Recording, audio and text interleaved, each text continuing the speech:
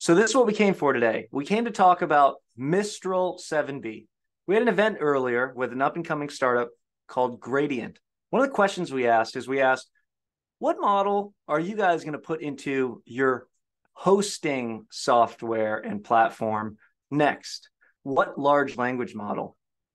And he's like, well, we're really trying to get Mistral 7B up in the platform. Why? Why is everybody talking about Mistral 7B? Well, let's take a closer look at this. Mistral AI is a company that has the, quote, wildest deal in tech right now that they're trying to get. They're trying to raise $400 million at a $2 billion valuation, and they're 6 months old. What are they doing? That's so awesome.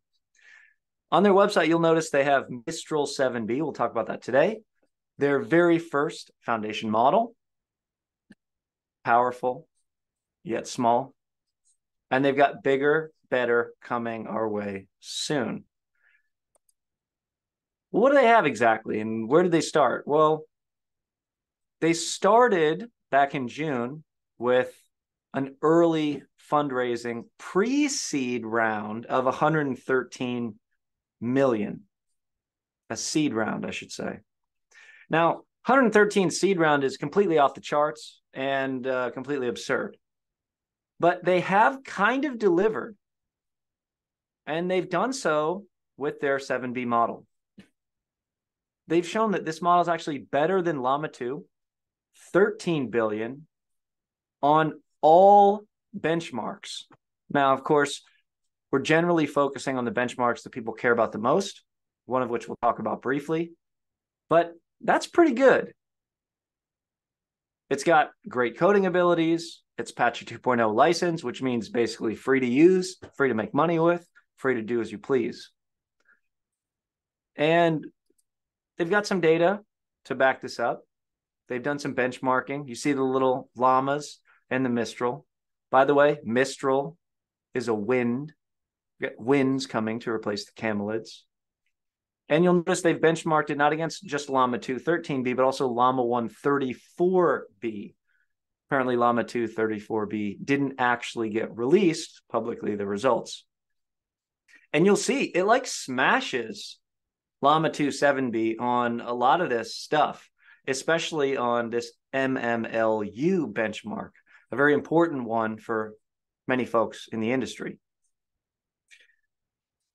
Actually doing a lot better at some of these other areas too. Like this math one is particularly strong. I like this graph because they kind of made it so that the 7B models are right at the 0 line. So they're sort of like zit, instantly up to very good. And the other models take a long time to get there. You'll notice the top of this says MMLU. This stands for Massive Multitask Language Understanding. This is the big benchmark that people care about. What is MMLU? Well, let's take a little look at that just to give you a feel for what the sort of general knowledge that Mistral is able to convey and get across through some of the techniques it uses, what that general knowledge consists of. This is from the paper on MMLU published in 2020. And the idea is that although a lot of the benchmarks that were being provided 2018, 2019 were getting smashed like glue and then super glue by these big models, they wanted to create this benchmark that wouldn't get smashed so easily, that was more comprehensive than just simple language understanding tasks. They wanted to cover sort of every interesting facet of language understanding. And the way that they went about doing this was they said, well, if you consider physics, mathematics, law, morality, things that the LLMs are generally not good at, we want these future models to get better at them. So the sort of breadth and depth that they tried to cover, the comprehensive breadth and depth spans 57 tasks or domains, and this has held up well over time. So well that you'll notice the top two models are OpenAI's model, GPT-4, and Google's model, Palm 2. These are the models that are fighting to be the best, and they're fighting to be the best at the biggest benchmark. So it's no wonder we see Mistral coming in hot, saying, you know what, we're pretty good too. Now, keep in mind, Mistral is comparing itself to Llama 2 open source models, not GPT-4, not Palm 2. And there's just lots of stuff in the MMLU. Every single school subject. And we're not going to spend any more time on this. Just give you a quick perusal. It's got questions for all of them too. Abstract algebra to anatomy and beyond. How's it doing this? Well, Mistral uses this technique called sliding window attention.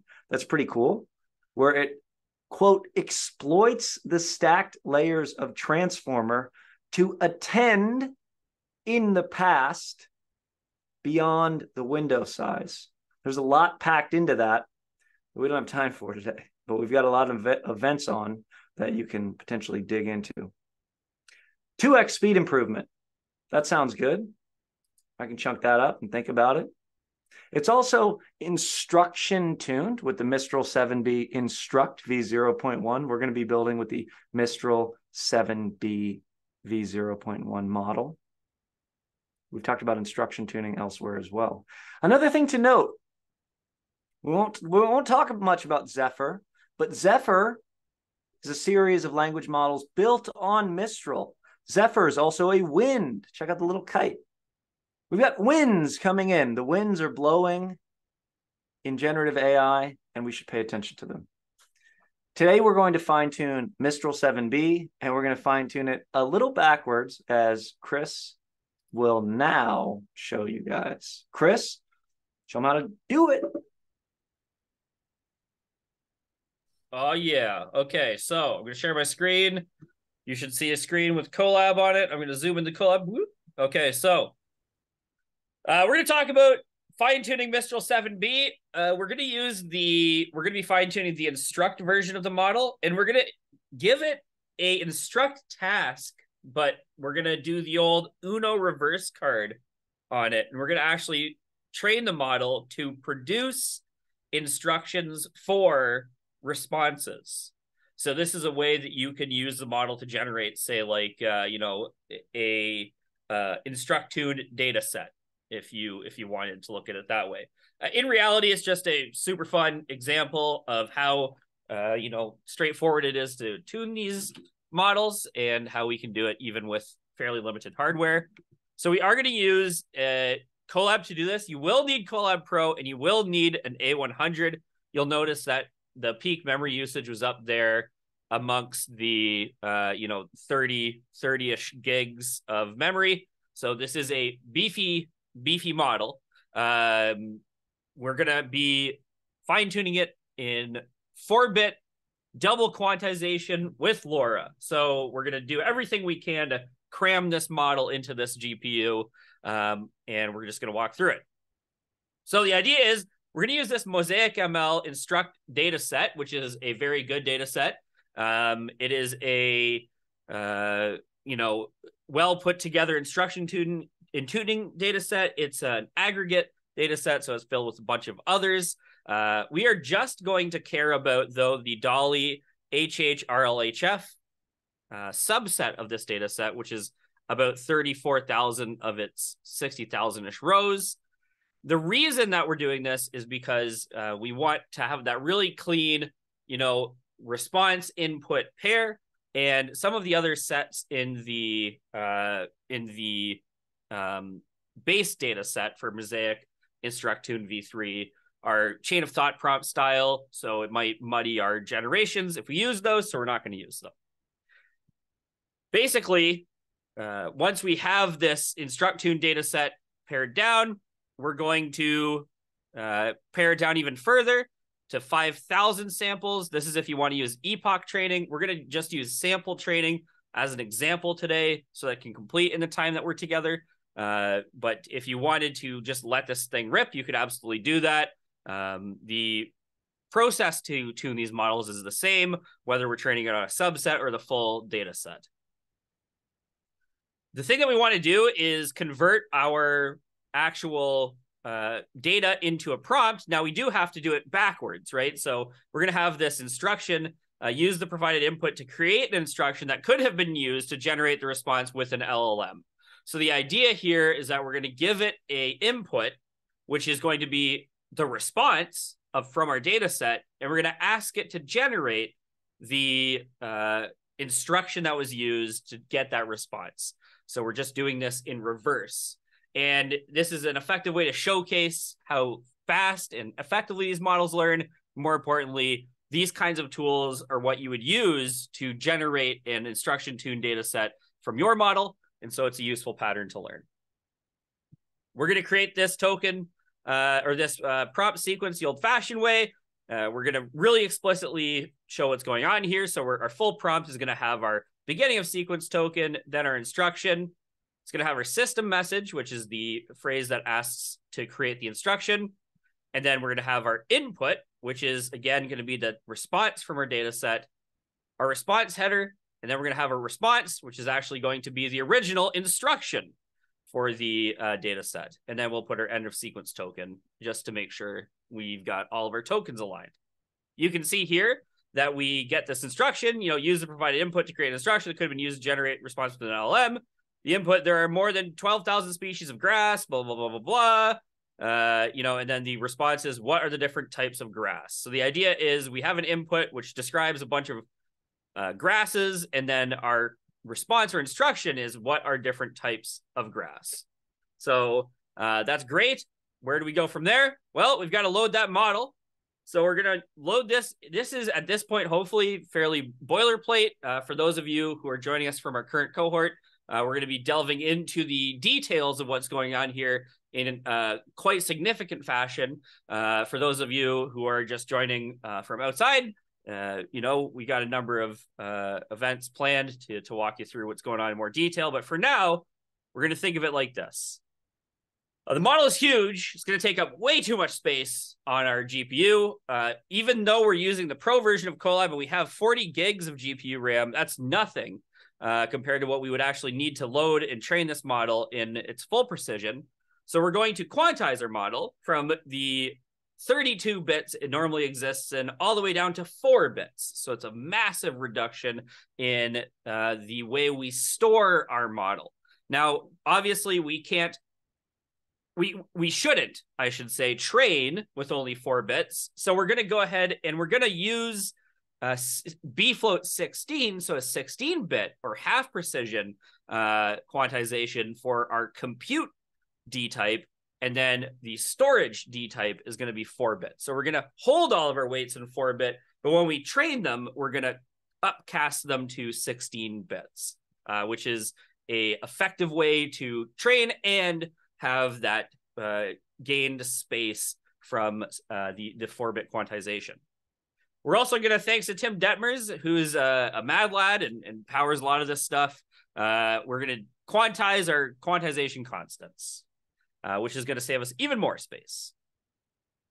Then we can just load this thing up. We're going to use device map auto to make sure that it lands on the right device. And we're going to grab our tokenizer, and then we're going to make just a couple changes to our tokenizer to ensure that it's set up correctly for training. Let's see how the model in its base form does at our task. So we're going to give it this instruction, use the provided input to create an instruction. There are more than 12,000 species of grass, and then the response it gives us is, when it comes to grass, there are many different varieties to choose from. This is definitely not an instruction. I hope we can all agree. This is just going on and on about grass, which is dope. And it's cool that the model can do that, but it's absolutely not what we want. So how do we get it to do what we want? Of course, it's fine-tuning. So in order to fine-tune the model, beyond the fact that we've turned this thing into a 4-bit representation, right? So we've crammed it down. We've taken the original model and we've slashed it into 25% its original space. It's still not nearly enough. So we have to use something called LoRa. We're using PEFT LoRa, so it's a parameter efficient fine-tuning method called LoRa, which stands for low rank adaptation. The idea here is that the way that we're training our model involves using this big matrix. And we have many big matrices, right? LoRa helps us use much smaller matrices to represent that larger matrix. And it's exploiting the fact that there's a lot of redundant information in the big matrix when it comes to our task. So if we can imagine that the full weight matrix has, every single task that we need to do held within it, but our task only takes up a small portion of that matrix, then we shouldn't need to represent or use the full representation of the matrix to do training on our very specific task. And so that's the basic intuition behind LoRa. The idea is we're going to replace our big thousands of, dimensions by thousands of dimensions matrix with this 64 by N and then M by 64 submatrices, which we will factor together to reproduce our big matrix, and we'll use that to do our parameter updates.